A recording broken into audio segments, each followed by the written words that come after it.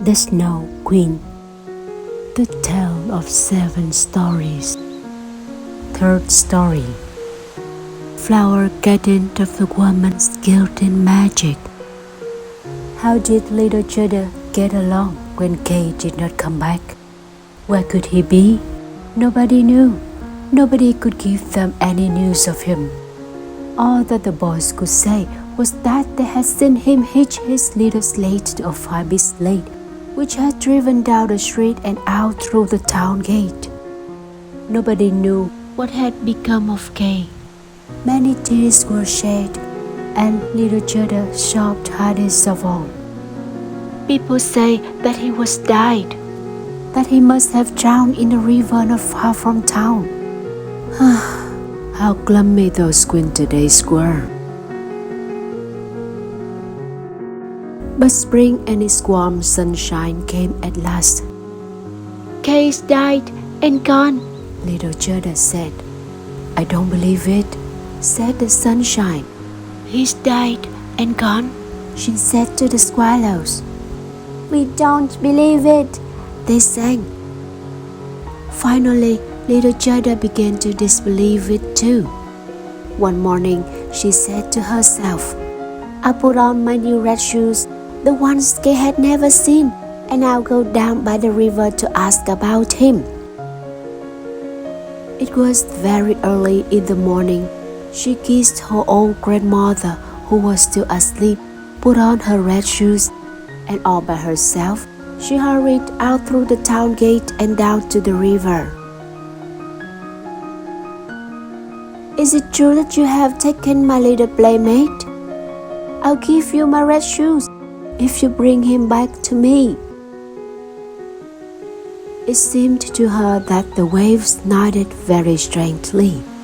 So she took off her red shoes, which were her dearest possessions, and threw them into the river. But they fell near the shore, and the little waves washed them right back to her. It seemed that the river could not take her dearest possession because it did not have little Kay. However, she was afraid she had not thrown them far enough, so she clambered into a boat that lay among the reeds, walked to the end of it, and threw her shoes out into the water again.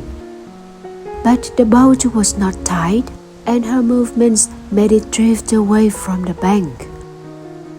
She realized this and tried to get ashore, but by the time she reached the other end of the boat, it was already more than a yard from the bank and was fast gaining speed. Little Judah was so frightened that she began to cry, and no one was there to hear her except the sparrows. They could not carry her to land, but they flew along the shore, twittering, "We are here, we are here," as if to comfort her. The boat drifted swiftly down the stream, and Judah sat still in her stocking feet. Her little red shoes floated along behind, but they could not catch up with her because the boat was gathering headway.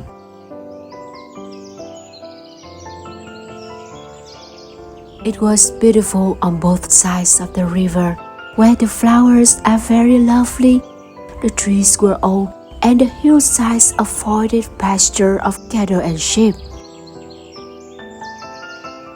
But not one single person did Judah see. "Perhaps the river will take me to little Kay," she thought, and that made her feel more cheerful. She stood up and watched the lovely green banks for hour after hour. Then she came to a large cherry orchard, in which there was a little house with strange red and blue windows. It had a thatched roof, and 2 wooden soldiers stood outside, who presented arms to everyone who sailed past. Judah thought they were alive and called out to them, but of course they did not answer her. She drifted pretty close to them as the current drove the boat toward the bank. Judah called even louder, and an older woman came out to the house. She leaned on a crooked stick, put on a big sun hat, which painted the most glorious flower on it. "You poor little child," the older woman exclaimed. "However, did you get lost on this big swift river? And did you drift so far in the great wide world?" The older woman waded right into the water, grabbed hold of the boat with her crooked stick, pulled it to the shore, and lifted little Zelda out of it.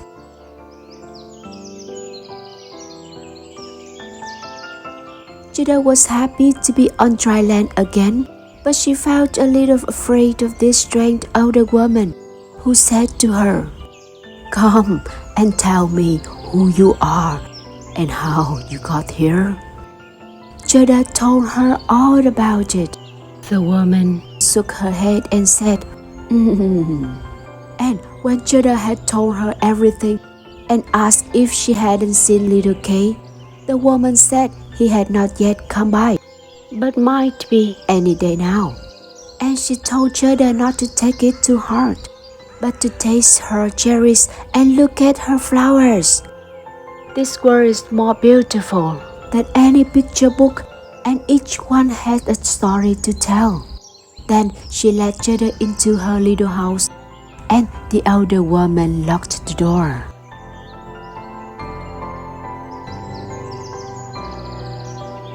The windows were placed high upon the walls, and through the red, blue, and yellow paints, the sunlight streamed in a strange mixture of all the colors.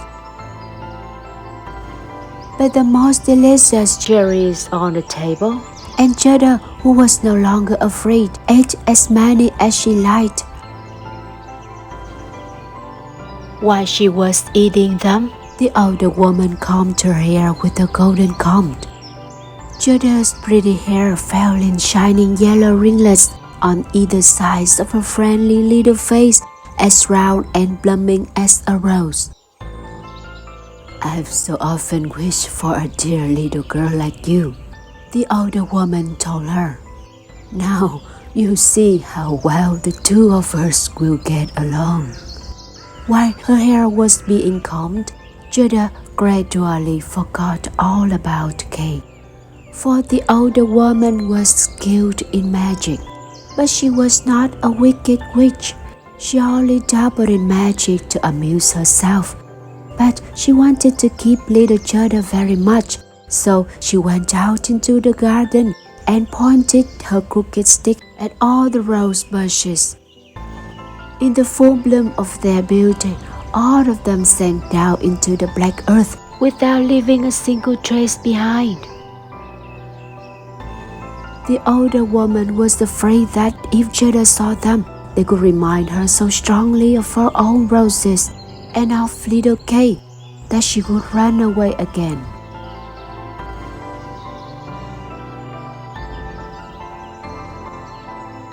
Then Zelda was led into the flower garden. How fragrant and lovely it was! Every non-flower of every season was there in full bloom. No picture book was ever so pretty and gay. Zelda jumped for joy and played in the garden until the sun fell behind the tall cherry trees. Then she was tucked into a beautiful bed under a red silk coverlet quilted with blue violets. There she slept, and there she dreamt as gloriously as any queen on her wedding day.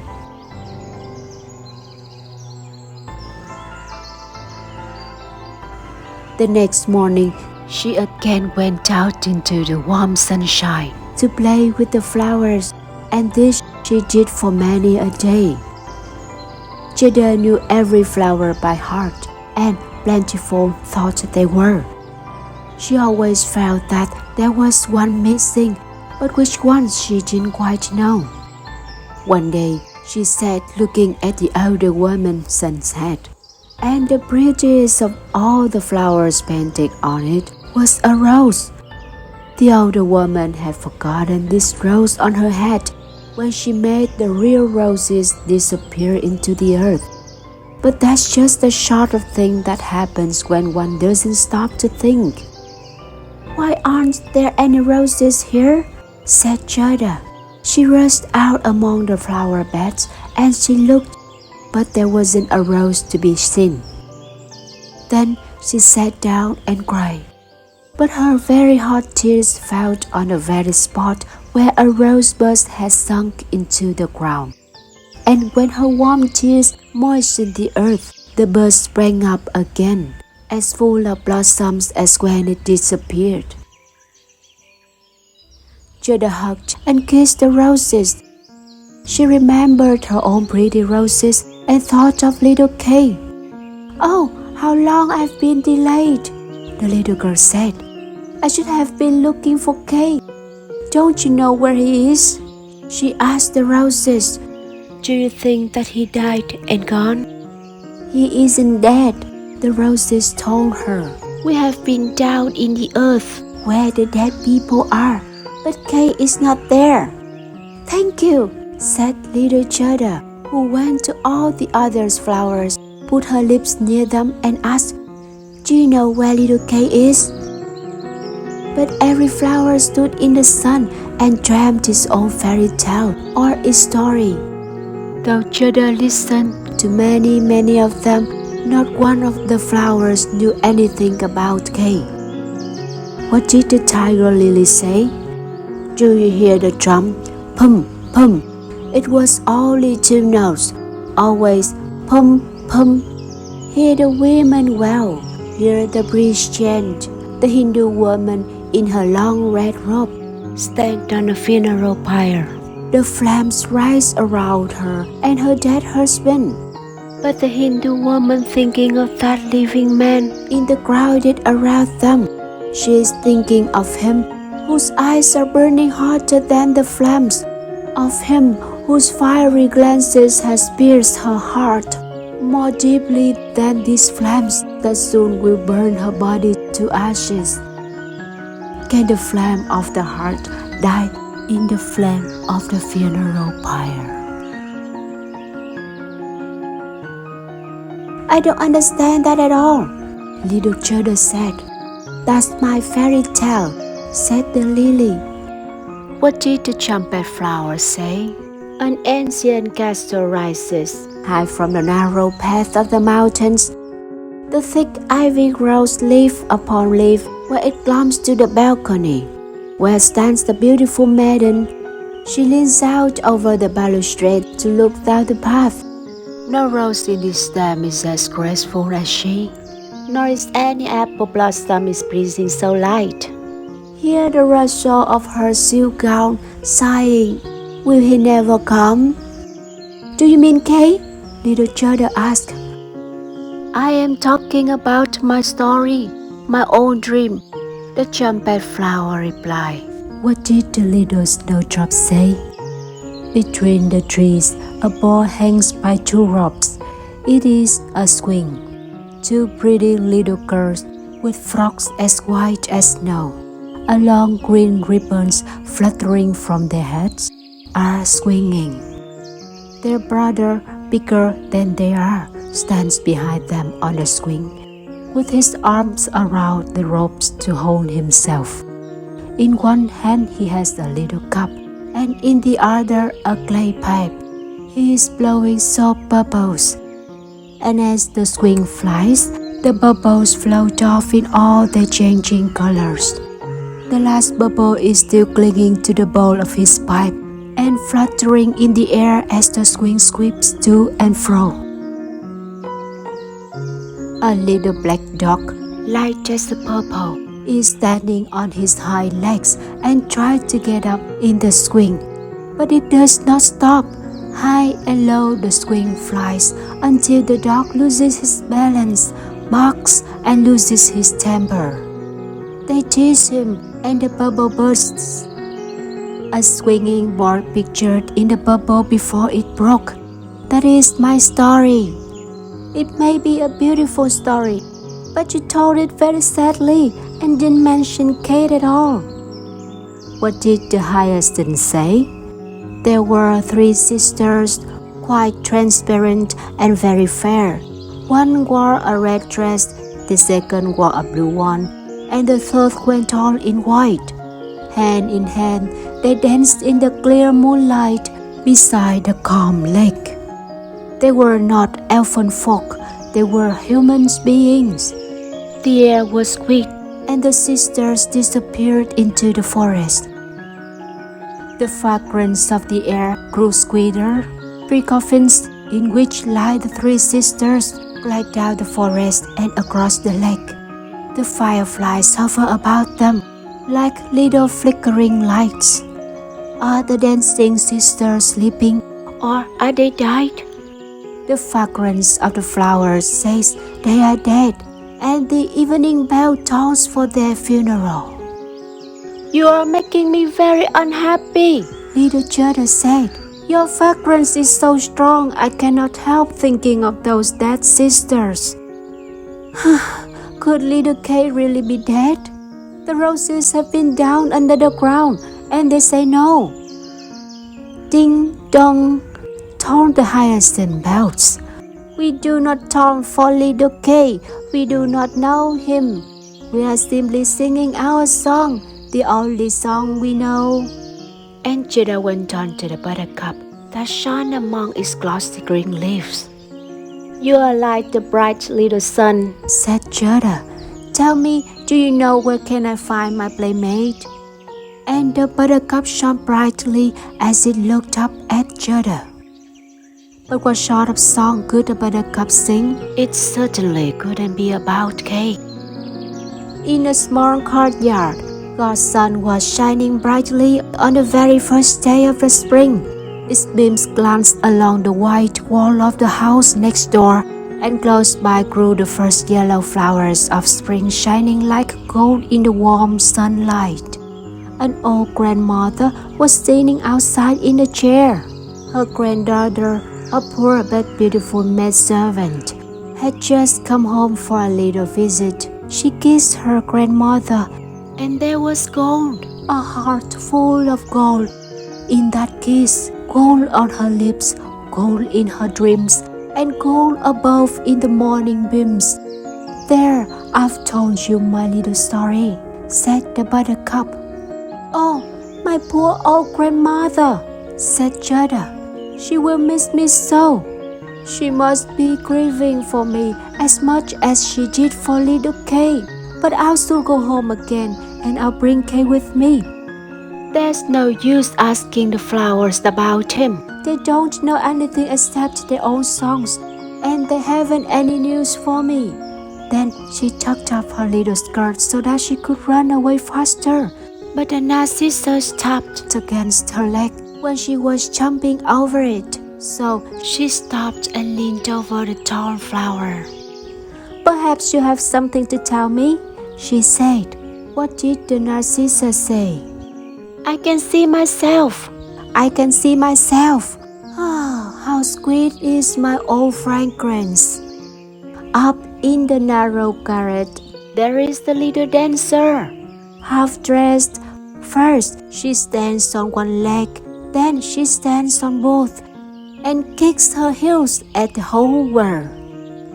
She is an illusion of the stage. She pours water from the teapot over a piece of cloth she is holding on her bodice. Cleanliness is such a virtue. Her white dress hangs from a hook. It too has been washed in the teapot. She puts it on and ties a saffron scarf around her neck to make the dress seem whiter. Point your toes. See how strange she balances on that single stem. I can see myself. I can see myself. I'm not interested, said Zelda. What a thing to tell me about. She ran to the end of the garden, and though the gate was fastened, she walked the rusty light till it gave way, and the gate flew open. Little Zelda scrambled out into the white world in her bare feet.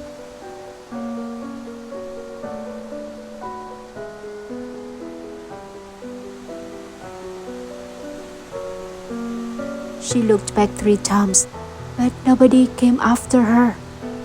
At last, she could run no farther. Then she sat down to rest on a big stone. And when she looked up, She saw that summer had gone by, and it was late in the fall. She could never have guessed it inside the beautiful garden when the sun was always shining and the flowers of every season were always in full bloom. "Gracious, how long I've dallied," Jada said. "Fall is already here. I can't rest any longer."